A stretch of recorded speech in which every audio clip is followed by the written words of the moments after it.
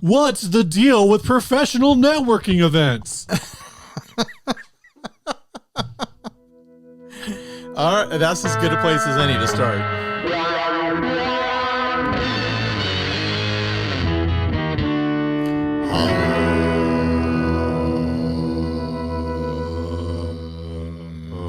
Oh, I did that last week. Hey everyone, I'm Ryan. And I'm Steven. This is 60 Cycle. I'm the guitar buying, selling, trading, modding, fixing, breaking, reviewing, and not really on the podcast, but in our personal lives and also in other videos. Sometimes we play. Sometimes we play on the podcast, but we're not going to this time. Well, you don't know, man. Maybe during your What's New, I'll get bored and pull a guitar down and give you a little backing track. I hope you don't. Fine. Ryan, this first ad was sent by Michael Lovett. Do you love it? Not yet. So far, I just hate it. Custom copy of the elusive Gibson Sonex. Plays like a dream. $250. This is an Epiphone Les Paul special that presumably somebody routed the crap out of and put a Sonex so they could put a Sonex pickguard on it. Well, maybe not the crap, but maybe the pee, maybe the piss. You might have routed the piss out of it. This is a wild way to have a Sonex, is to take an Epiphone and do all this conversion stuff on it. $250. They even have a truss rod cover on there. You think there must be a place where you can order Sonex pickguards? Yeah, I'm sure. Here's the thing, Ryan. Tell me the thing, Steve. This is $250. Mm-hmm. Maybe, it's different for everyone. Where do you want this thing? I feel like it feels so quiet now. It's not that quiet, Steve. Not that quiet. All yeah. Right. Steve always shoves it up his nose like this. Hey guys. The cheapest Sonex. I mean, I guess the cheapest Sonex on Reverb is $800. So maybe this $250 is like a okay deal. I mean, you're not. You kind of are. I'm trying to. Like, how close are you to the Sonex experience doing this? Because the Sonex is a bolt-on. Yeah. It's more of a look than, but it has they have a specific feel. They have a specific vibe. I'd want to try this side to side with a Sonex. I know that I'd never have the opportunity to do that, but now I'm like, this whole time have bolt-on Epiphones just been a poor man's Sonex? I mean, a Sonex is already a poor man's Gibson. So I'm trying to figure out what pickups are in the Gibson Sonex. The pickups that I'm seeing listed are higher end Gibson pickups. I'm sure the pickups are different because they're talking about them either having velvet brick zebras or dirty finger zebras, which I think. Both of those, at least those are like desired pickups at this point. Now, to be fair, isn't there an Epiphone Sonex yet? Like that should be all the things to bring back. I know. Were the Sonexes, were the bodies plastic? No. If they were, then okay, they did something. No, what? Are they composite? Why do I keep saying? Yeah, you're making me think weird things. What are you saying? Everyone. Say what you're trying. What are you trying to say to me, Steve? The Sonex multiphonic body is composed of resin wood surrounding an inner tone wood core. The tone wood core not only acts as an anchor point for the neck, it also adds acoustic resonance and exceptional body resilience. The Sonex body is so resilient that its structural properties survived extreme testing in temperatures ranging from -40 to 180 degrees Fahrenheit. So the body is this resin wood. Does the headstock still break off? They're bolt-ons, so they're probably maple, so probably not. Yeah, it could be a different. Well, now I want a Sonex. I didn't know they were like a weird composite. Yeah, that's going to feel different than just an Epiphone. Also, like, I'm seeing one with like the harmonica bridge, and not all of them have a harmonica bridge. Yeah, but some of them do. Also, I kind of wish they had done the contrasting pickguard on this, a white pickguard on this. People on the video are like, these guys are just gonna stare at their phones. I know. Now I'm thinking about it too much. $250 for this versus, let's just say, $850 for a real one. I kind of feel like that's in the price range of what's the point. That's kind of my take. It's like, you've made a tribute, which that's cool for you. Right. I'm sure, if you've done the work if you've made the effort to do this kind of work, hopefully it plays well enough. But I mean, it's like $150 weekend project to do this, and you're slapping it onto a $199 guitar. So they're $350 that you've routed the piss out of. They've had to route the piss out of it. So, it's a weekend project. Like, people want projects. Someone looked at this and like, can I convert it to a Sonex? And then they did. I think that Epiphone, the current modern day Epiphone, needs to come out with a Sonex, and it'll be $1,000, which will make no sense because you can buy a vintage one for $900, $800. People are going to be mad because we didn't do the research, and we never do.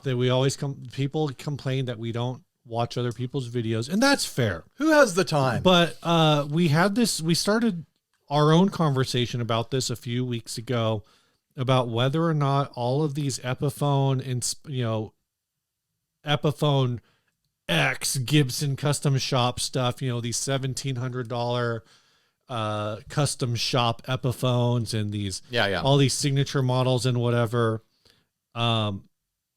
whether or not that means Epiphone should bring back like Maestro or something as a sub brand. And you actually put out there like that you think Epiphone should only make Epiphones, which would actually, I was thinking about that, and they could bring back that funky 70s, like, was it the ET290? You know which one I'm talking about? Is that the one with the giant pickguard? It's the one with like the Japanese rectangle pickups in it. Right. Yeah. Does it have a giant pickguard? Well, I envisioned the one that what was that local band that we used to watch? The guy had one. It was an old Epiphone. It was like a semi-hollow, thin-bodied sort of thing with a giant pickguard on it. But now I'm thinking about the other things that you're talking about now.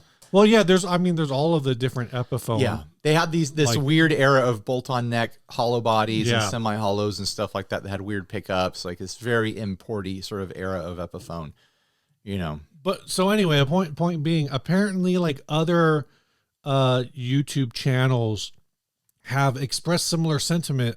Some of them, I don't know if and this is where, you should have done the research.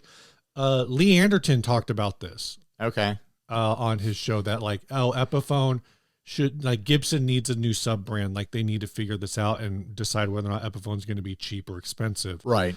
Not the Epiphone should only make Crestwoods and sure. Thing, yeah. Right? And I think I still think that's a good idea.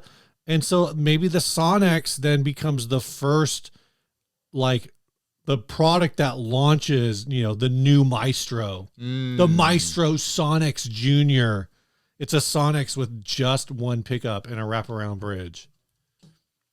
I don't hate it. Gibson, let me know, because clearly your marketing folks aren't doing a lot for you. I think they should be, I think they could do the Orville name again, because they used to do Orville by Gibson. Do they still not do Orville in Japan? I don't know. Because Orville by Gibson was their Japanese brand. I know. But it would be neat if they brought back Orville and it was like, here are what Epiphone was to Gibson. Now it's just Orville. Now here's your $299 things. Here's your Epiphone SL. Here's your starter pack sort of stuff like that. And then let Epiphone be Epiphone. Yeah, if you want to have some higher end, Les Pauls in there and stuff like that. Higher end. I mean, like $1,300 Epiphone Les Pauls and things like that. Mm-hmm. But yeah, I'd love it if they leaned harder into Batwing headstocks and Crestwoods and Wilshires and old funky jazz boxes that they had and things like that. Like really highlight Epiphone as a historic brand, because it is a historic brand. I don't even like the Batwing headstock, and I'm on board. Oh, I love it. As long as they just don't throw it on freaking Strats and Telecasters. Like, come on. Well, I'm not against that either. And if they had Orville, then they could throw all their like, oh, well, we have to fill, the place in the market that Fender fills too. Like they could do Strats and Tellys and things like that. They could be inauthentic, No, like they used to be. Right. And they could, Right. also like, cause I know Lee was talking about like Gibson having their own import tier or something like that. Right. Like what if they were doing like import, like Japanese M3s or whatever, that could fit on it too. Or Korean M3s. Yeah. The Gibson Victory bass. Yeah. There's lots of potential. There's a lot of potential, like higher end import stuff. I feel like Gibson should be open to it. Right. If you could sign and then they can charge even more for the USA stuff. If you could sign any currently famous musician to be like the spokesperson for this new budget-minded Fender subsidiary, who would it be? What are you asking? A spokesperson? Like, who would be the spokesperson for this budget-minded Fender or Gibson subsidiary? I was like, you're changing gears did I on say me Fender? hard. You did. Gibson. A spokesperson. Yeah. Do you have someone? No, I don't. You're bringing a spot. Big old question on me. Let me know. I had a Uber driver recently. I got in the car and he saw I had a guitar case, and it's like 6 a.m. in the morning, and he's like, "How do you think? How does Jimi Hendrix compare to all the modern guitar players?" I'm like, dude, it's 6 a.m. What are you asking me? I don't know. Like, do you ever think? I mean, so it's too early for this. So there's. Well, let's wrap this up. 250. You think anyone should buy this? No. 250. I think if you like that project, do it yourself. Track down who's making these pick guards. Do it yourself. Because the joy in this is the doing it. If you want a Sonex, I'd say just save your money. Like, no one needs a guitar. No one needs a Sonex. This is hobby level stuff. If you've got the money to drop, $350 on a project to build a Sonex, you also have, just wait longer and save up and buy the real thing and then have the experience with the real thing, because you're not going to get the real experience with this because it's not that weird, funky, indestructible composite body. Okay, say what you were going to say, Steve. You can get this pickguard from WD Music for $43. $43.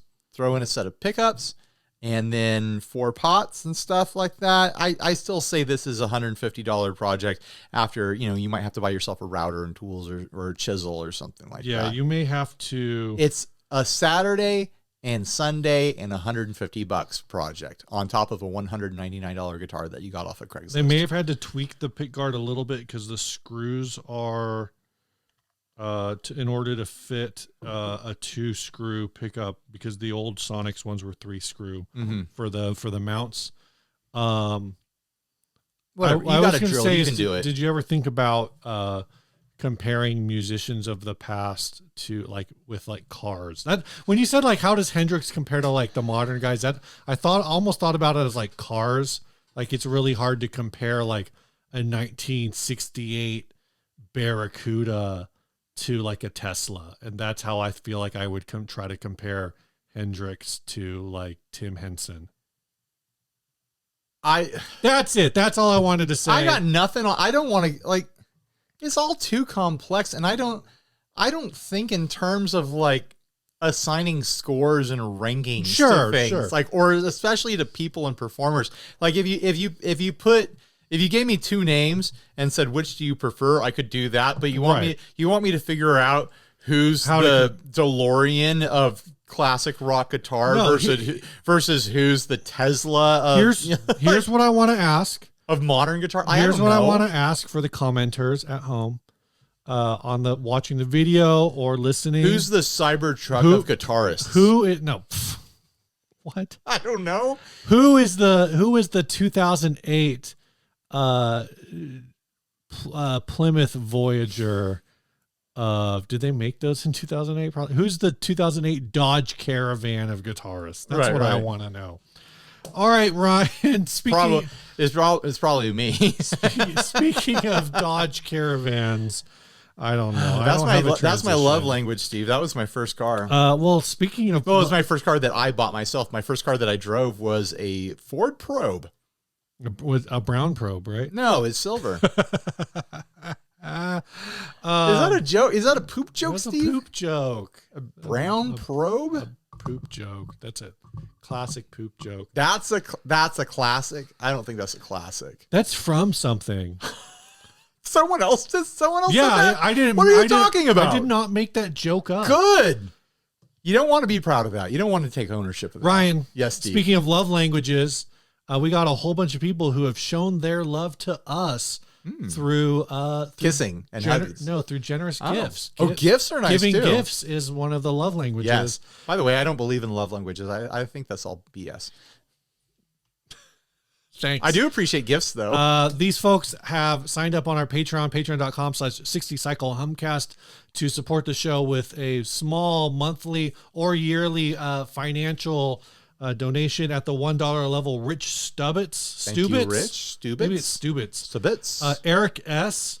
Thank you, Eric. Brian Carpenter. Thank you, Brian. And I think this is Kage Hansen, but I watched so much Naruto that I want it to be Kage Hansen. I like the name. Hansen. I like both names, Kage and Kage. Yeah. Oh, and then I wish my name was something cool like Cage. And then at the kidding me? At the $10 level, Regelay, Ted Jake Lee, and Colby Lamarck, I think that is, or maybe it's Lamarch. Thank you, all of you. How many people joined in the past 2 weeks? I think 9. Jeez, thanks everybody. 3, 4, 8.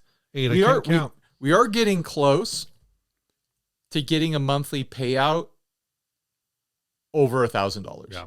We've been sitting in this like $600 to $700 range forever, which covers our costs. Great. And it's great to be ahead for a while. There's usually a slowdown in the summer. We'll see if that happens. But we're in the black right now, which we're not always. Like sometimes we are, sometimes we're not. We're well in the black right now. And I'm just kind of impressed. And I'm kind of stoked that everyone's supporting us and being enthusiastic about it. And if you can't support us, we're never going to be bitter to anyone that stops. Like, we understand people are kind of in and out. It's a revolving door. Like, you want to help, and then you got other things to do.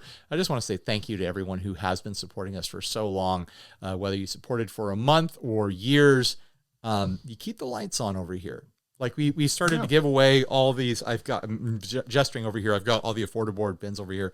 We started giving those away. There are probably like 100 left, and you guys have been covering the shipping for that. Yeah. It costs money to ship pedals, and we're going to give away 130, 40 pedals or something like that. Through 2 weeks, it's already cost, I want to say like $70 in shipping just for 2 weeks. Just for 2 weeks. Just for the first 2 weeks. There's probably another, 10 or 11 weeks out of this is a significant cost, but being able to ship things and have a budget for it has been amazing. There's a lot of cost behind the scenes as far as paying for services and subscriptions and things like that, paying for travel. I just paid for Ubers with Patreon money. If we take a colleague out for dinner or something like that, we might say we're putting it on the inner circle, and they get a laugh out of that, and we get a laugh, and then we make it true. Like, you guys fund a lot of stuff that makes the show run. So huge thanks. This episode's also brought to y'all by ArtistWorks. Oh yeah. ArtistWorks is a leading provider of premier online music lessons, offering a guided path of video lessons and supportive materials for over 40 musical genres and instruments. You get to learn from master teachers. Who's your master teacher, Ryan? It's Paul Gilbert. That's right. We're both following the Paul Gilbert lessons. Mm-hmm. Do you have the option to receive personalized feedback from your teacher using the unique video exchange? So at least for Paul's, if you sign up for 3 months, the 3-month package, just like $33 a month. It's only an extra $3 over the month by month. And you can record yourself doing the exercises and putting those into songs and send them to Paul Gilbert. And I guess he gives you feedback. No, I was looking through all that. You send a video to Paul Gilbert, and I don't know if it's for everyone, but he has recorded something like 14,000 reply videos, and all the ones that I saw were like in hotels. So he's like, when he's traveling around and touring, whatever, he just like sets up a camera and he's like, well, let me go through some reply emails now, some reply videos, and he makes like videos are like 10, 15 minutes long where he's just showing you things and talking to you about the video that you send in. There's something voyeuristic about it. Even if you don't pay to send him a video, like watching all the videos that people send to him and his replies, like there's a bit of a thrill there. Yeah. And of course, like one of the things they have set up is that it's all set up as like a community, which I think is really neat. You can connect with other people who are taking the same lessons you are from the same instructors. It's all really cool. So check out the link down in our description. Use code 60cycle30 for 30% off. 30% off. Yep. This episode's also brought to you by We're doing them all. Chase Bliss. That's right, Steve. Chase Bliss Audio. They have been supporting us a long time. If you want to thank them for supporting the program that you love, put a Chase Bliss pedal on your Christmas wish list. You got a birthday coming up, right? You're getting older every day. Do you really want to make it to the end of your life without owning a Chase Bliss pedal? No, I own 2 Chase Bliss pedals. Oh, I haven't even counted. I own a bunch, and it's worth it. It's super worth it. They're crazy. Get yourself one Chase Bliss pedal. Learn to master all the dip switches and all the controls and stuff like that, and then every other Chase Bliss pedal is going to make worlds more sense to you, and you're going to be like, oh, now I get it. Dip switches. If you want to find out about the next Chase Bliss release, go over to chasebliss.com. Get on their mailing list. Yeah. That's how like they did the light moods, which is the mood in a, which like I know for some people isn't as exciting, but they did the mood Mark II in like a finish that's like kind of like looks like kind of like a light bright. It's got a bunch of colors on it and stuff. But sometimes they do like very limited. Well, they like very limited, like fast. And if you want to be the first one on the list because you're interested, or you just want to know about it, and then you can go impress your friends on Discord or whatever, like you got to get on the mailing list. Got to get on the mailing list. Ryan. Yes, Steve. This next ad was sent by a human being. Really? This next ad was sent by Michael Rigby. Am I doing the right one? Yeah. This is called Upcycled J-Bass. Fender jazz bass guitar has been upcycled to a high standard by local artist. A real talking point, plays well. A real bargain, cash on collection only, genuine seller. This is in Fleetwood, which is somewhere in the UK. This is interesting. I can't decide if I love this or hate this on first glance. Well, I want those strings gone. I don't like the novelty colored strings. You don't like multicolor strings? No. It never works visually. Like, you've got to have a guitar that is themed after those colors, and even then, I don't feel like it works visually. What about if it's one color? The strings are the least interesting part of this. Like, what if it was all green strings? What color guitar is it? I'm saying, like, are you okay? So, like if you had one of those Deans, like one of those neon pink Deans, neon green pink Dean with neon pink strings, or neon green strings on neon pink Dean. Yeah, or neon green strings on neon green Dean, or neon pink strings on neon green Dean. Do you remember the Misfits basses that they came out with a few years ago? Yeah. Came with neon green strings. Yeah. Like it's got to be a color theme that makes sense. Like I see that they're trying to do like a Rastafari thing here. I think is what's going on. There's a blue though. Is that blue? Black. I thought it was black. It might just be random. I don't know. It doesn't work on this. I don't like it. They've done a thing. I'm trying to think of the name of the tool that they did this with. It's one of those little grinder tools you put on the end of a drill, and you can like take like domes out of wood. They ground little domes out of the wood all over the body, and it has kind of like a hammered steel sort of look. The guitar now looks like that's why they're trying to do a Rastafarian sort of thing, because they tried to make the bass look like a steel drum. This is a steel drum bass now. I don't think they have. I have a concept. No, I don't think there's that much of a plan. 425 pounds. Don't make a joke about its weight. It is a pretty heavy price to pay. Oh, okay, all right. For this guitar, for this bass. This is ruined, man. I hate it. You hate it. I hate it. There's no pictures of the back. Like, is the back doing anything cool? Probably not. Probably not. I hate it. I hate it so much. I think it needs some saving. I think it needs a little help. The bridge looks cheap on it. I feel like it's just a standard bridge. I know. This is a Mexican jazz bass. Here, I'm going to try to fix this in my mind. First of all, the tort is Except it's string through now. Is this even actually a Fender? It might not be. It might. Yeah, who knows? Yeah, that nut doesn't look very Fender, does it? That nut looks like a replacement. Right. Also, the neck looks like it might be on crooked. The highest string is drifting, and the low string isn't centered on the pickup holes. It could just be the angle of the photo. But that's possible, but I kind of feel like it is off. I would get rid of that novelty control plate. I would go all white plastics on this. White pickup covers. I would replace white pick guard, and honestly, maybe not even a chrome control plate, maybe getting a white pick guard control plate as well. Interesting. And white plastic. I think the white against the wood would really pop. And then some sort of like fancier looking bridge, something with like a high mass saddle, like a brass saddle or something like that. Ooh, like a brass control plate could look interesting. Ryan. On this. I don't know. There's something about this that is hitting me in like the log cabin hole in my heart. And I want to like it. I want it to work, but I do agree with you that it's not great as it is. Here's what would have improved this. Okay, improve it for me, Steve. Resin dip. No, I don't like this 3D effect as like it's not going to be comfortable to play. No, it's like it's speed dimples like on a golf ball to play. It makes it go faster. It means that your skin is interacting with lower surface area. Those are like sharp ridges. Okay, here's how you improve this guitar. You've already talked about you'd replace the black plastics with white. You'd replace the pickguard. You'd replace all these things. Yeah. I would replace this entire bass. Okay. Because this bass should just go into a fire and die. I wish they hadn't done the same thing to the headstock. The headstock is hard to redeem.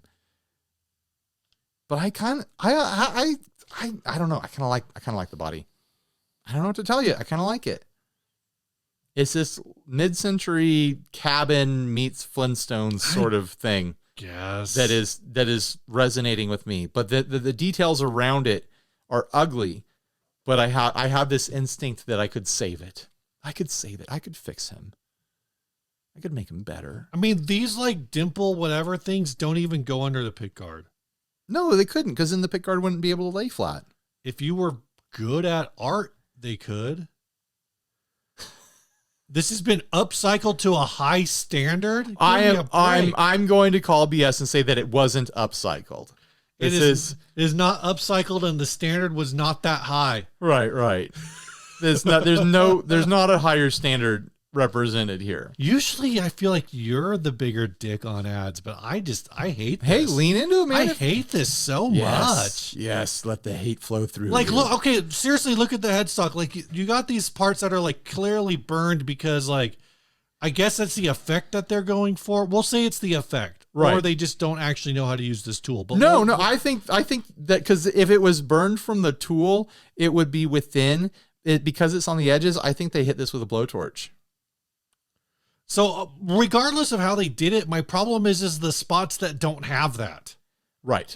Like there's spots that are like very thin in between holes. And then there's spots where it just looks like they weren't really paying attention. And then after they did it, they're like, oops, that's too thick and I can't do anything about it now. So I'm telling you, man, no for me, dog. You put this thing in a wind tunnel, it's going to be the fastest jazz bass on the planet.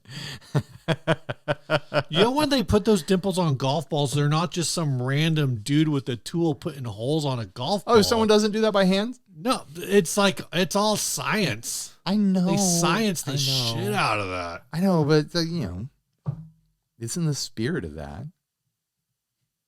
Have you ever, I mean, yeah, they make brown golf balls. Do they?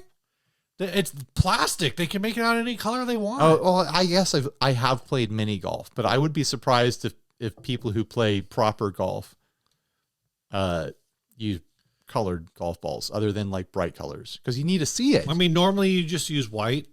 Yeah, like that's the standard. But I've seen for course, like yellow, orange. Yeah, like you want colors that are bright, things that are going to stand out against greens. Right. You would not want brown. Sand. Yeah, that's how they should up the difficulty of the game, though, is that they should make grass green golf balls. Good luck. Instead of, I mean, because I think I have a neon green and I've used like blue.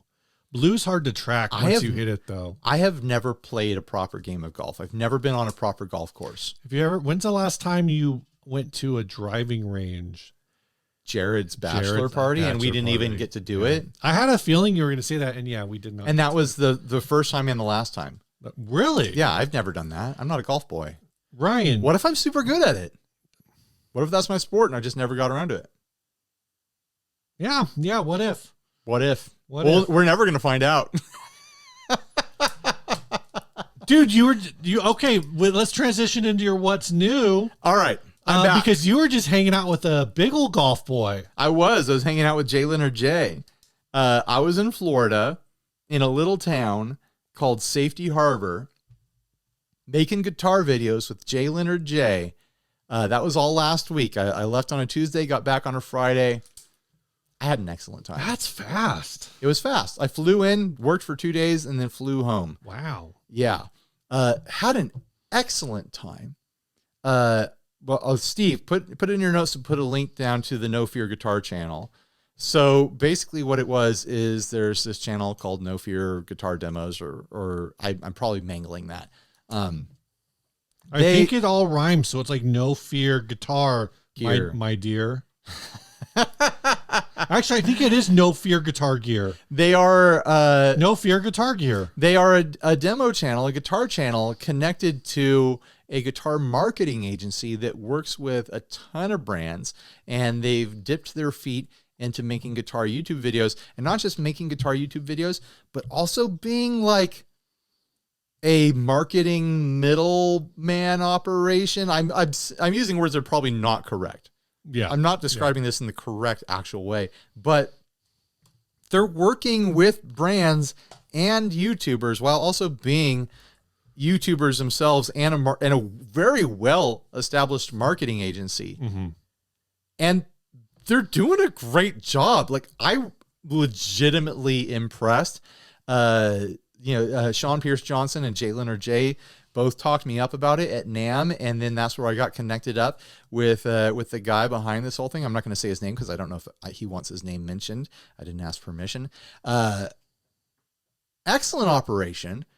They treated us very, very well. It's like a little family operation. Yeah. Like a dad, a mom, a daughter, like we're all hanging out. They've got all these employees that are super chill. Like this whole like studio with all these cameras and all the equipment and everything that you need. Super slick operation where we were filming like probably 6 or 7 videos a day. Wow. So we walked out of there with, videos in the teens after 2 days of work. And like, I don't have to edit anything. And like, I mean, here's, some behind the scenes industry talk. Like, they paid us to be there, which is like a given. Like, but people like me and Jay Leonard J and all these other YouTubers, we love going to events and hanging out with each other. Yeah. When we find out like, oh, we could go to Sweetwater or Toman or wherever and hang out with our friends and make some content and, sponsors cover it. Like, we do that sort of thing because it's fun. But this was like very much and very clearly like, oh, this is a commercial operation. We're bringing you in because we have paid demos that we're going to incorporate you into and blah, blah, blah. And so, of course, there's money involved and you're going to be compensated. And it was all very fair and all made a ton of sense. And now I'm spoiled. And now I don't want to do events without getting paid anymore. Wow. But it was just like this amazing experience where they were just such excellent hosts. They conducted themselves as true professionals and they treated us with true professional respect. Mm-hmm. And I just feel really great about the whole thing. And I had a great time in their town in Safety Harbor is what I think what it's called, which is a town in Clearwater, Florida, which apparently there's a bunch of Scientologists there. I didn't run into any of them. Yeah, as far as I'm aware. People were really hitting you up like, hey, did you see any Scientologists? And maybe I saw them, but no one tried to convert me or anything like that. Safety Harbor is on the inside. It's not on the ocean side. Well, yeah, it's the harbor side, Steve, as the name suggests. And so did you fly into Tampa? Is that I flew into Tampa. It's a quick drive. It's like a 20-minute drive. I actually did not know Clearwater was in the general Tampa vicinity. So I have to tell a story. Tell the story. I'll tell the story. The last night I was there, we were wrapped filming. We're all done. We had a lovely dinner with our hosts, and then they're like, "Well, see you boys. Thanks for coming and hanging out." And then Jay and I were walking back to our Airbnb, and we're like, "Hey, let's go hit that bar that's at the corner." That bar. We found this like little kind of like towny bar. Yeah. That's like, this is our vibe. They've got a little stage in the corner, and you can tell that stuff happens here. And it's just a bar with a couple taps, and like you tell the locals hang out there. Mm-hmm. So we go in there, Bud and Bud Light, and it's open mic night. Yeah, that's why Jay wanted to go. He must have known. Jay and I sit down. We get a couple drinks in us. I already had a couple drinks from dinner, so I've got about 4 drinks in me. Mm-hmm. And Jay's like, and there's people doing the open mic night thing. And Jay's like, I'm going to go check the list. I'm like, Jay, you don't even have a guitar. What are you going to do? He's like, it'll work out. I'll borrow one, whatever. Everything always works out for Jay. So he goes up there, and he checks the list, and he comes back. He's like, I put you on the list. He put you on the list. He put us both on the list. And I thought like, we're going to play together. No, it's like us individually. I was like, you asshole, I'm not ready to play a song. What am I going to do? And of course he put me on there first. So I've got to, I got to warm up the room. Yeah. So I was just a complete disaster. Did you just borrow a guitar? Yeah. From like someone? the guy running it had a guitar, and he's like, okay. I guess you could borrow this. And you could tell he was like super like, oh, great. Yeah. But the first thing he asked me is like, do you know how to play guitar? And you were like, barely. I was like, no, only professionally. All right. So what did you play? I played Sugar by the Presidents. And then, and by play, I fumbled through it because I was 4 drinks deep. And like, wait, which song? What song is that? Sugar's Only Sweetness. It's not a radio hit. No, I know, but okay, so it doesn't matter. Anyways, I followed that up with the song that doesn't end from Lamb Chop. Man, they must have loved you. Oh, the room hated me. And the guy running it hated me. And so then I pass off to Jay. Like I was supposed to have 15 minutes. I didn't even use the full 15 minutes. By the way, I've got 6 minutes later. Jay shot video of this. I got video. I'll put it up there. How have we not seen this? I haven't even dared to watch it yet because I remember it being so bad. Oh my gosh. So then Jay gets up there and does his Jay thing. Yeah. Like Jay's just a monster on guitar. And so he's just like ripping it up. He's singing. Is there video? Hold on. Is there video of that? I have video of that as well. All right. So he does a song and then he does another song. And this girl comes up and she's like, hey, you play pretty good. Can you play like these 2 songs and I can sing with you? And he's like, yeah, totally. Absolutely. So they sing a song and then they do Jolene by Dolly Parton. Sure. And then as they're coming off the stage, we're chatting her up and she's like, oh yeah, I'm actually kind of in like the music industry locally here. And we're like, oh, that's interesting. Let's talk about that. Like, what do you do? And we haven't said who we are or what we do yet. Right. We're just, some randoms in a dive bar on an open night. She's like, oh yeah, I work for True Fire. I don't know if you guys have been paying attention, but they're a sponsor. Steve talked about them like 20 minutes ago. Technically, I talked about Artist Works. But Artist Works and True Fire, they're the same company. Yeah. And I was like, oh, you're sponsoring my podcast right now. And she stops in her tracks and she's like, we're sponsoring your podcast? I was like, yeah, I'm 60 Cycle Hum. And she's like, oh, and then because she's in data management over there. Okay. So she didn't know me by my face or my name or anything like that, but she's probably seen the line item 60 Cycle Hum and numbers attached to it for the tracking Hopefully stuff. She's seen some numbers attached. Hopefully. Yeah, guys, come on, give her some numbers to look at. Click the links. But we ended up having like a 4 or 5 hour long, like, cruising around the town, meeting random people, like dive bar hopping adventure with her until like 3 o'clock in the morning. So, I got into bed at 3 o'clock in the morning. Right. Then I had to get out of bed to catch a 6 a.m. like shuttle or Uber Uber to the airport. So I had like 2.5 hours of sleep under my belt to get home, and I've been suffering jet lag ever since because that just wrecked me. Not to mention, like, I worked hard for 2 days. You've been home for like 5 days. I know, and I still, like, it happens at like around 3 o'clock in the afternoon. I feel that like, where my body's just like, I'm too old for this nonsense. I don't know what I was thinking, but we had 45 minutes ago, you were staring at your iPad, and I was like, I don't know what's going on. Like, we're just talking about prep, and you go, I don't know if I can do this tonight. No, I've been feeling wrecked, but also like this girl. I'm not going to mention her by name because I don't want to, you know, like put her out there. Sure, I haven't asked her permission. Well, she's in data management. She's not trying to be But she famous. also has like a legit history in being a performing musician. Oh, cool. Like she was like a child mandolin prodigy that toured nationally with well-known acts. I'll say that. Like, okay. Well-known country acts. She was going around playing mandolin and it sounds like she was playing tours and festivals and stuff like that. And she had all these other things that like, it was this weird experience where like we met her, she met us, she kept saying things about her life, and we would look at Jay and I would look at each other as like, is she lying right now? Because this sounds like when you meet a crazy person and they just make up stories. And then we would say stuff about our life, and she would like do the same look at us like, are they lying right now? Because that sounds made up. Like, we were both having this experience back and forth. Both conning each other. Right. Like, where's the grift here? Is this person about to ask me for money or like try to jump me in an alley or something? Both, like that? actually, both. But we had an amazing time.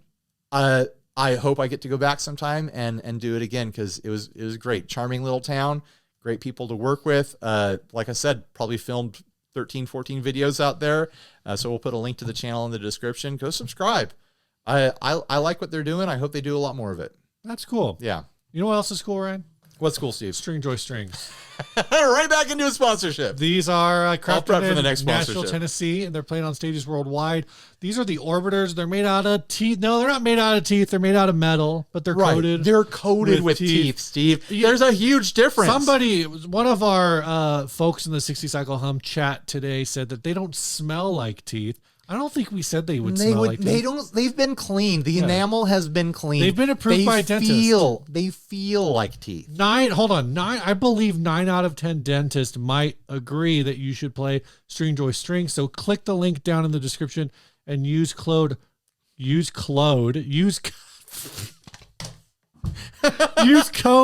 HUM at checkout for 10% off. That's right. You need strings. Off. You're watching a guitar podcast, for heaven's sake. You need strings. So might as well check out Stringjoy. Use our code. It helps us out. It helps you out because you get 10% and we get our affiliate earnings and so on and so on. Ryan, we have a new sponsor.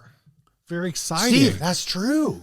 And it's an old friend of the show. Going back years and years and years. Wang's Amplifiers. It's pronounced Wongs, Ryan. Pronounced Wong. I like to say Wangs. You can say Wongs. Tomato. Let's call the whole thing off. No, let's continue to do the sponsorship. Handmade, true multinational boutique amplifiers built to order using aeronautical grade materials. These are like that means they can fly. They're not cheaping out. They're using 100% fiberglass, double-sided PCBs, and turret boards because they do have some like hand wired. They do amps. All kinds of like higher end electronics. I'm just gonna cut to the good stuff. They're import boutique builds, right? And so that's like the important thing is these are this is a company that's like they're not just cranking. I mean, they're probably cranking them out of some kind of factory because everyone's cranking out of a factory, but they're not just going in and doing straight clones. These are well thought out products. I have the Mini 5. Yeah, I've got the Mini 1. And they're both fantastic. And those are like the tiny amps. I've actually got a head. I think I've got it stored over here. You keep talking. I'll see if I can find it. Their amps, they have a whole bunch. We will have a website link below. Off the top of my head, I don't know what it is. You pull that amp out. Yeah, it's like wongs-usa.shopify.whatever. There'll be a link below because it's hard to say. But they so this is black Tolex. Apparently now they also have brown, white, and the Red. newest is red. So you do have Tolex options. But like this, like they make legit amp heads with big old tubes and big old transformers in them. They're hand wired. They have all like the legit like boutique kind of components. They're just import, so you can afford them. Yeah. So they're really cool. We've actually been friends with the American counterpart for this brand. I don't know if we want to say his name, so we won't. It's Bendy. But for a long time, and it's our friend Bendy. We're really excited that we were able to do this sponsorship with them. So go check him out. Check out the link down below. He's been a friend of the show for so long, and he wanted to sponsor the show. So go check out his stuff to get familiar with what he's selling over there. They have some cool stuff. I stand behind the Wings brand. I think they make cool stuff. Everything I've had from them has delivered. So here's what I'm going to do. I'm going to put a shop link, and then I'm going to go find one of our YouTube demos that we did for them. Sure. And put that link too. Yeah. Also Bendy is the one he's the guy who sent me the grand silver string singer back here. Yeah. The Dumble clone. But they're not sponsoring the episode. No, the grand is not sponsoring the episode. Wings is. Ryan, you got that topic. Oh yeah, the topic.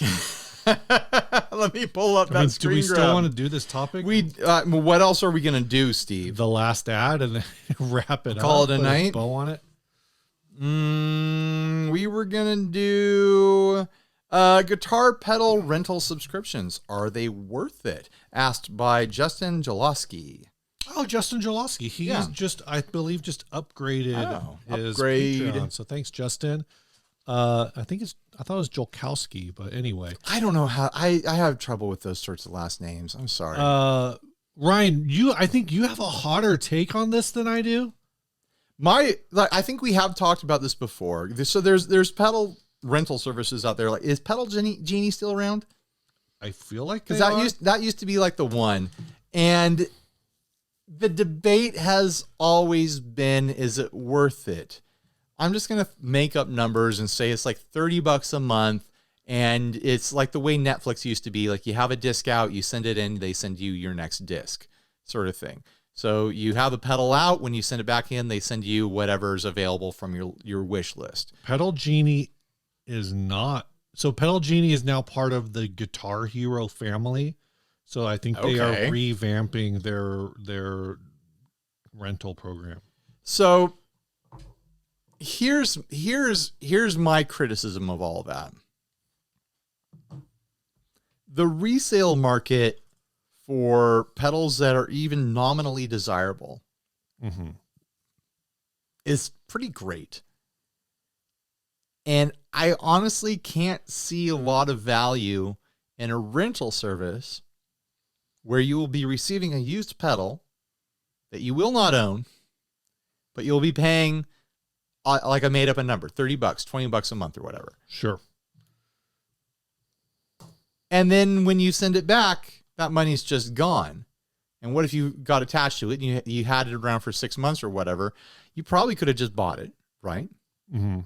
And if you want to try a bunch of stuff, you can only really try one at a time, one a month or whatever.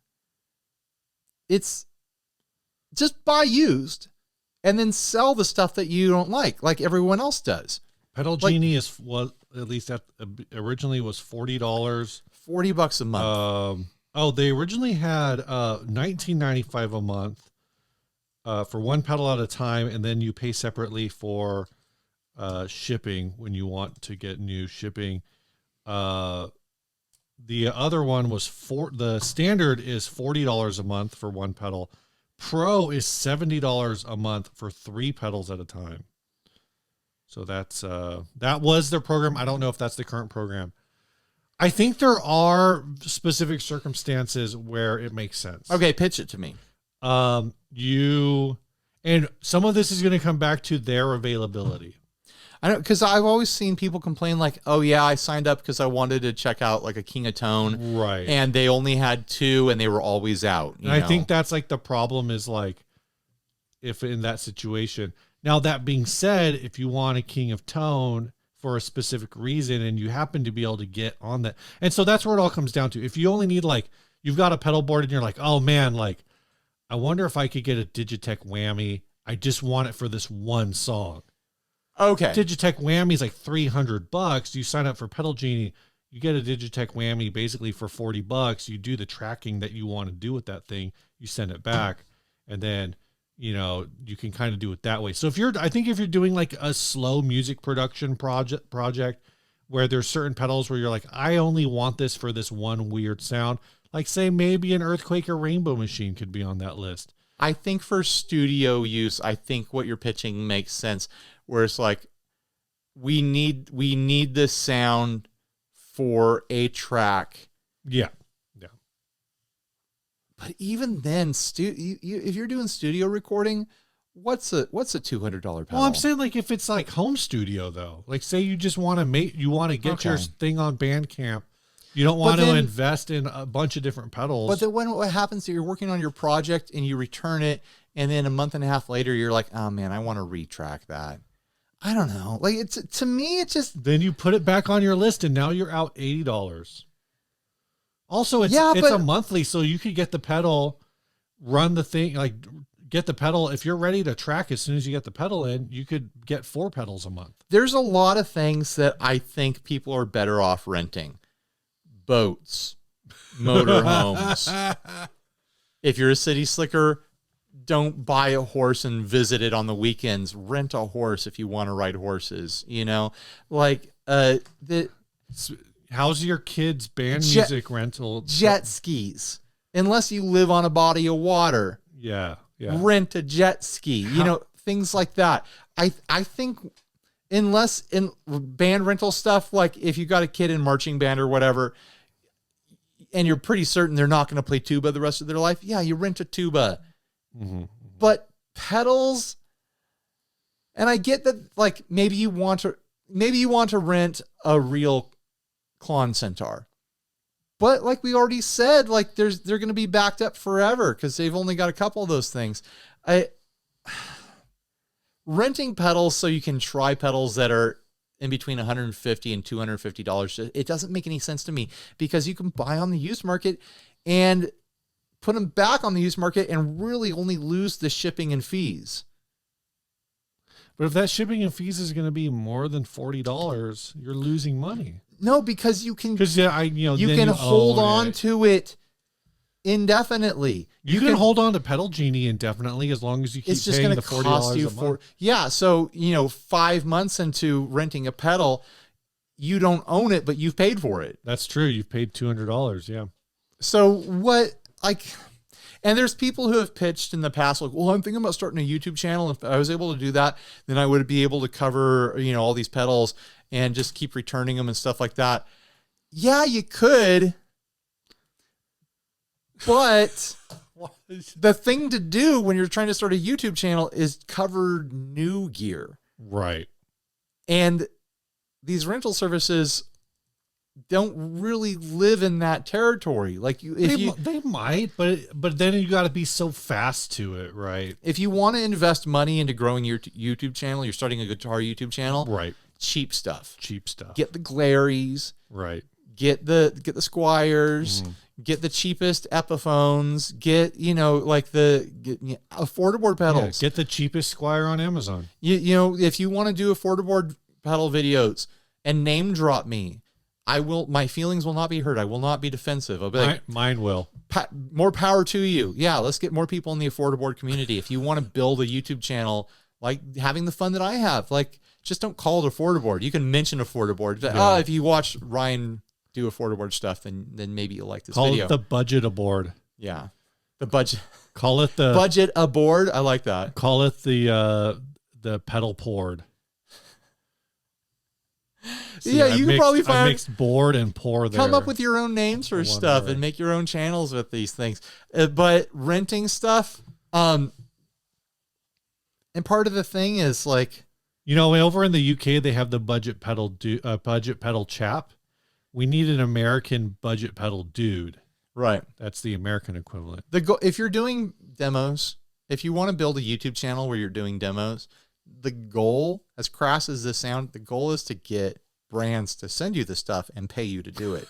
The goal isn't to pay to have this stuff. I thought the goal to was make to content that's not making you money yet. So if hold on, I thought the goal was to, like, you know, share your love of music and pedals with the world. Well, that's part of it. That's something you get to do while also trying for a long time to earn a living. So but Ryan, what if I don't want to be corrupted by the will of capitalism? Do whatever you want. If you're doing a YouTube channel that's based around products, whether you're getting paid or not, you're part of capitalism. You're helping other people decide to spend money. Like, it doesn't matter if you paid for it or not. Yeah, Steve. No, I said, I said right. You are right. Do what you want to do. Make the videos that you have fun making. Like, this is legitimate advice to start a guitar YouTube channel. Make the videos that you enjoy making. Yeah.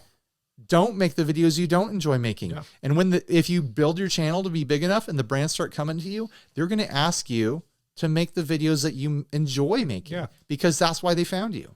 So just make the stuff that you like to make. And the gear that you already own is, every piece of gear that you own is one video.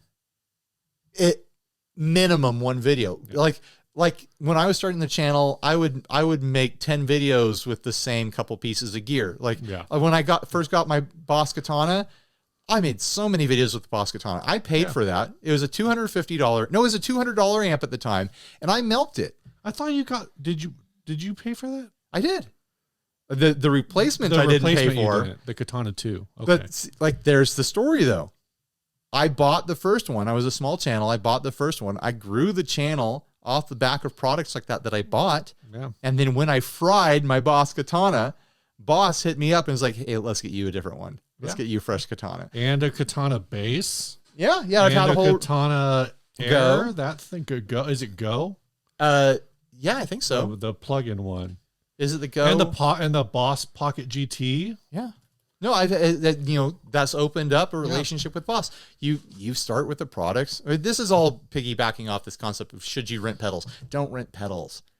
Buy them and sell them. Like, if you have to buy new to cover the hot new thing, I don't really recommend it, but you can. It's interesting. I think there's to that. This is so off topic. Who cares at this point? I think there's value in covering the hot new thing because you get along with, right? But also, when a new thing comes out, there's always a complaint that you're in that case, you're like saturating yourself against like everybody else who's also doing, the pedal launch of the week, right? Oh yeah, you're doing it a month later, but you're still like, everyone's going to be seeing that again. Like, sometimes those do really well. Sometimes a follow-up video a month later where like everyone else has warmed up the keywords, it can actually do really well. But my advice is to make sure it's something that you legitimately want. Right. Like, don't do it just because you think it'll be big. Like, if you want something, that's actually a really good sign that other people want it too. If you want something, other people are going to want it, and they're going to want to watch your video. Don't do something just because you have the impression that it's big, because you probably got a false impression. There's a lot of stuff that launches that everyone's like, oh, well, this is the hot, big new thing. It's like, it's not really. Like, people aren't actually really buying a lot of these, where there's some things that just kind of slip under people's attention that doesn't get a lot of media coverage, but everybody kind of wants it, and a lot of people are buying it. Those are the things that you want to cover. To that point, you know what there's probably not enough demos of? What? And it kind of cuts both ways, because there's probably too many Tube Screamer demos, but I have a feeling that there are not enough Boss DS1 demos. It's just a hunch. I don't really know. There was a weird moment, I want to say like a year or two ago, where a bunch of people did DS1 videos in short succession of each other. I remember that. And like the places I hang out on the internet, like the chat rooms and stuff, like in the message boards, people were like, oh, Boss is paying all these people to do DS1 videos right now. And I was looking at it, I was like, I don't think they are. Because no, it wasn't new product. It wasn't like a Waza DS1. No. I was looking at like, these all look like independent videos. It's just this weird coincidence. Like, something was in the air. Everyone wanted to revisit the DS1. So there was a moment where this is what I think happened. God, this is even further off topic. Sure, whatever. Who cares? Don't rent a DS1. That's the moral. No, you should never pay more than $40 for a DS1. I don't know where. So in my head, what I think happened is, and again, this kind of also happened a bit organically, but I think you and I want to say like Ola England and 2 or 3 other channels at least all did Metal Zone videos right around the same time. Well, there was that was maybe like 3 or 4 years ago. There was a thing going on where someone like discovered that a Metal Zone works in your effects loop. Yeah, yeah. And so I think that kind of put this idea in people's heads to float around that like, oh, what about these really old but still in production Boss products, right? The DS1 thing, I think that came off of there was a video around that time, and I don't know if it was the first one, but it's definitely one of the most popular ones, where that pedal show did a shootout between a modern DS1 and like a silver screwed DS1, like a 1980 whatever DS1. And I don't know if they were the first ones or who was the first one, but right after that, it seemed like it triggered a lot of people who were like, this Boss DS1 is the first guitar pedal that I ever owned. Let's see if it's still good. Right. Kinds of videos and people telling their stories about their love for Boss DS1s. In my case, I would have to make a video about the Dan Electro grilled cheese distortion, a pedal that I always hated and probably still do. So my story with a DS1 is it was my introduction to fuzz, which is a weird thing to say because it's not a fuzz. But at that time, I had a PV Bandit 112, which was a solid state amp, and I had a Hamer Slammer, a Slammer series by Hamer. Yeah. And what I discovered was that if I turned the tone all the way up on the DS1, and then I turned the tone all the way down on the guitar, those two things working together and then slamming into the front end of that solid state PV, right, produced the closest thing I had experienced to fuzz. Like it was this thick Velcro ripping sort of sound. So like I have this unique, adolescent experience experimenting with fuzz sounds by way of using a DS1. That's my weird experience with a DS1. But let's wrap this up and put a bow on it. So here's my thing. Yeah. I realize that it sounds more expensive to buy a pedal than to rent it, but at $20 a month, it adds up over time, and you're losing that value. You're always losing. What happens when you rent a pedal? It gets shipped to you. You use it for a while, you pack it back up, and then you return ship it. It's just like Netflix. What happens if you buy a pedal? You buy it, it gets shipped to you. You use it for 6 months, 6 years, who knows? And then one day you sell it, you pack it back up in a box, and you ship it to someone, and you get the majority of the value back. And no matter how long you've had it, unless you really roughed it up, like be kind to your stuff. Keep the boxes. If I don't keep boxes for pedals that are worth $30, but if a pedal's worth $100, I'm going to keep the box because it helps you sell it. Just keep your boxes, resell the stuff, budget it. You don't need to buy 10 pedals a year. Right. No one needs to buy any amount of pedals, but budget yourself. Don't go outside of your budget to buy things that you don't need. Like slowly work on a pedal board and add things in and enjoy. Don't be one of those people who buys 10 video games a month and tries to play them all. I think buy a pedal and learn the pedal. Get to know the pedal. Spend a couple months with it. Incorporate it into your rig. You don't have to be like a demo channel like me who gets stuff in every week and let's try this out. And it ends up on a shelf. And then maybe I use it with a band every now and then. Yeah. Like you're a consumer. Be a consumer. Like try to milk as much pleasure as you can out of every purchase. Like don't let it be this passing thing. Like, don't train your brain to do that toxic nonsense where you get something in your life and like, well, that was only good for a couple of weeks. Better return it and get the next one. Yeah. Don't do that. Research, buy something you actually want, something you're actually going to use, learn how to use it. And then one day when you say, I'm not using it, then sell it and then get another thing and have a more prolonged, pleasurable experience with it. Instead of training your brain to just dump dopamine and then be done. That's my rant at the end. Do you have a rant, Steve? Yeah. Cut up your credit cards, close your credit cards account. You're not taking advantage of those programs. They're taking advantage of you. You got to live right now like no one else.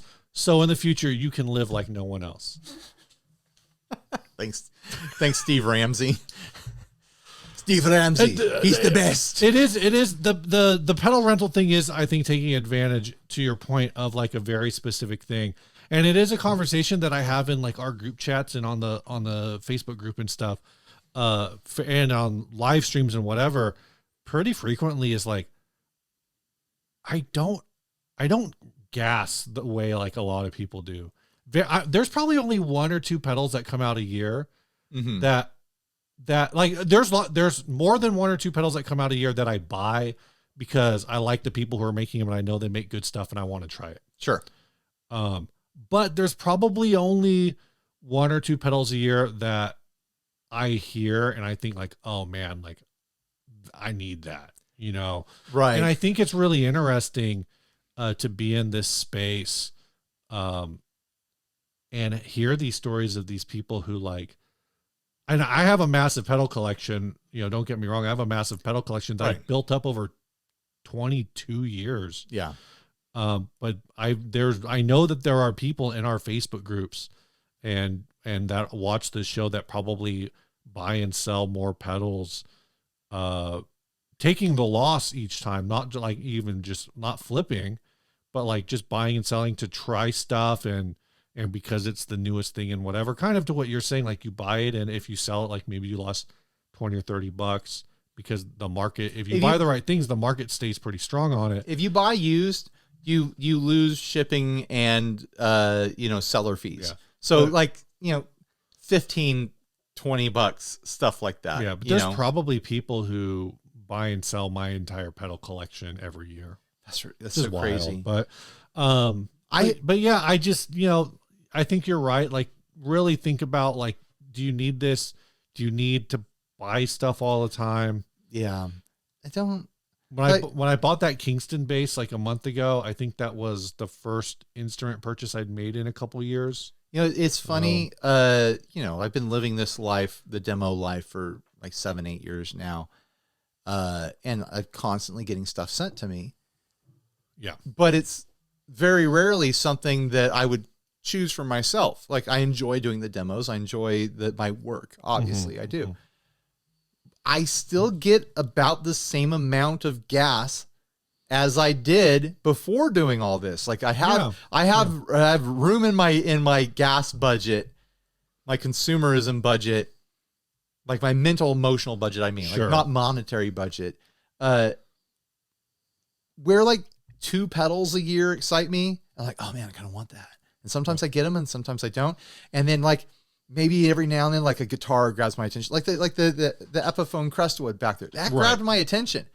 Like I made that happen because I tried it at Sweetwater and I didn't stop thinking about it since. Like there's not a lot of other stuff in my collection that's like that, where it's like, oh yeah, I got to get that, because it's something that happens to me once, maybe twice a year, and then I make it happen. Yeah. Like, but I have access and it's part of my job to have this constant stream of gear, but it's a different interaction for me. I will like, here's another finishing thought. Before my kids were born, I had a GameFly account. I think that's the one where you rent video games. Because I had an Xbox 360. And I think I kind of learned my lesson with that. It's like, oh yeah, I'm paying this fee and, I can play through games and then return them and get the next game, because there was this pressure of like, oh, I'm paying this amount per month. I've got to get the most out of it. I would just blast through games. Right. I would just, go from the beginning to the end as quickly as I could. And like, okay, all right, I did it. And then I did a little bit of multiplayer. I want to try the next game now. And there's a lot of games that like, I think if I had owned them, I probably would have been one of these people who just played the same Halo game for a year and had like an online community or whatever. Maybe it's better that I didn't, but I feel like I robbed myself a little bit of having the full experience of the game because I was just trying to blast through it. Yeah, you smash through single player. You don't really ever get to be good at multiplayer, maybe because you can't spend more than like a few. And let's be honest, nights doing it. The story mode on most games is not that compelling. Like you should be enjoying the gameplay. Like the story mode the story mode can be amazing on some games, but for some games it's just like, oh, this is just, the thing that the action is built around. I only play games with amazing storylines. Mario Brothers, Galaga, Tetris, Pac-Man, amazing storyline. Ryan, this last ad was sent by Dave Santander. That's right, Steve. Dave Santander is a multiple Adventure Club winner. Will he win again? If I'm sure if some folks have noticed that we call his name a lot. He sends a lot of ads. Let me tell you, this week, we are 3 days into this week, and I've already received, I think, at least 20 ads from Dave. There's like a group of like... So the point being is like, it's like any contest. You have kind of, I don't want to say you have unlimited entries, but like, we literally can't stop you. You can't win if you don't enter, and you can kind of enter as many times as you want. Yeah. So it's not even really a game. It's just getting you to crowdsource content for our little show. My point being, if you're tired of Dave winning, then beat him. Yeah. There's like a group of like 4 different people that just blast us with emails all week long. I try not to give them more than 1 ad a week, Historically insignificant Stratocaster style pickups of obfuscated history and significant vintage tan lines. This is $15 plus $8 shipping. Excuse me. Well, it ain't no 10-cent balloon, but you've got to admit it's a pretty good deal. A set of 3 working pickups with aged white covers, staggered pull pieces, and big ceramic magnets. There's been some functional splicage wires. From a distance, you could mistake these for any high dollar set of Strat pickups with the amp on standby. They do, however, fill the pickup shaped holes in a Strat pickguard nicely and will move your low-dough guitar project to sonic fulfillment. Each pickup measures in the 5.3K range. Don't engage in speculation, hyperbole, or too many polysyllabic words. So if you want me to say more about this item, you're out of luck. However, to save time, I made a list of Mason de Paz share frequently asked questions. It boils down to, I don't know. I cut out the questions because... Oh, there were a bunch? There was a bunch. These have to be 1990s Mexican Strat pickups, right? They just look like the wire, the color of the wire, the way that they've aged, the staggering of the ceramic magnets, the silver paint on the back of the middle pickup to let you know it's reverse wound. So I think these might be older. You think they're older than that? What model number pickups are these, Steve? No, I'm just thinking that I feel like I've seen similar to these before in like Korean Squire. All right. Like late 80s, early 90s Korean Squire stuff. The Mexican, I've only ever seen Mexican with black and white or black and white or black and yellow leads, and they've always been separate. They've never been this single. You might be right. Single wire like this. Well, either way, it's giving me nostalgia for all the hacky stuff I did with pickups in the 90s and early 2000s. Like all the way all the wires are soldered and taped together and stuff like that. It's like, oh, are these my pickups? Did they raid my pickup drawer? Yeah. I mean, the end of the day, 20 $3 shipped for 3 working single coil pickups is not a bad deal. It's fair, but I think at that price you could also probably get some sort of no-name Alnico pickups. That's true. I feel you'll probably like go GFS or something. these for should not be much more. GFS will get you on the shipping. It'll be Right. $15 in pickups and $60 shipping. Well, there goes our GFS sponsorship. I don't think they were ever going to sponsor us, Steve. I don't think that's what they do. They always make the claim like, oh, we don't do any advertising and don't do trade shows because we're trying to pass on the savings to you. What's with the shipping, GFS? Why is it so ridiculous? Guitar Fetish. Like, why is your shipping so ridiculous? But anyways, I don't know if anyone should buy this. I just like the ad. I feel like these should be a throw-in with some guitar on Craigslist. Yeah. Like, hey, you buy this guitar, I'll throw in these pickups. If these were at the swap meet, I'd want to pay $10 for the set. And there wouldn't be shipping involved. These actually look a lot like the pickups that were in the Squire. And this is a bit older, but the Squire Bullet that I have. Oh, really? The 80s one. I mean, it's possible. But it's the wire is kind of generic. They're ceramic, magnet, Yeah. single coil pickups. They're going to sound very bright and thin. So whatever, whatever. I don't think anyone should buy them for $20 shipped. Like, what was it? $23 shipped? $23 including shipping. No, but I think the ad is funny. Just historically insignificant Stratocaster style pickups. Ryan, what's your Adventurers Club pick this week? I had fun talking about that UpCycle bass just because you didn't like it. Yeah, I got pretty worked up on that, and it takes a lot to get me worked up. So congratulations, Michael Rigby.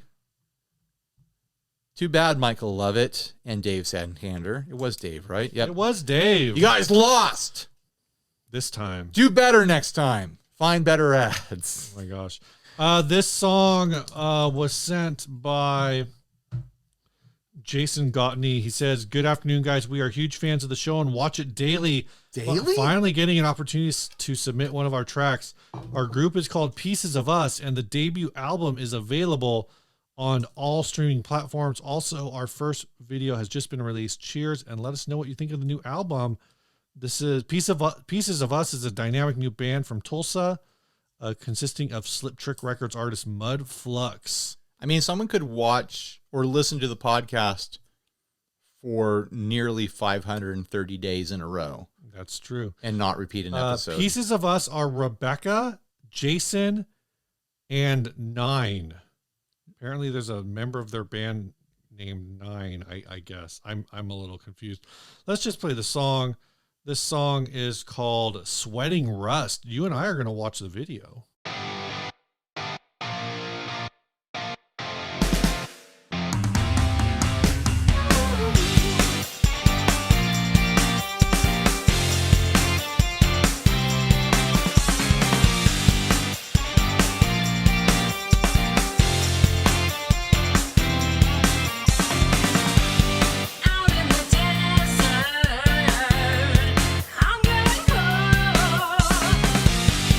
I need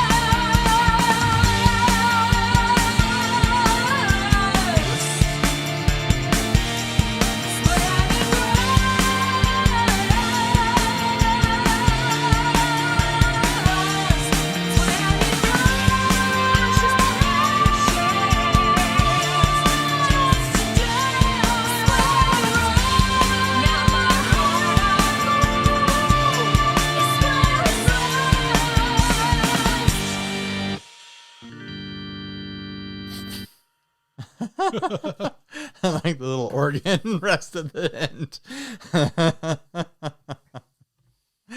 All right. Bye, everybody. If you want to send a song, send it to our email address. Yeah, MP3s and files are preferred. Bye, everybody. Stay grounded.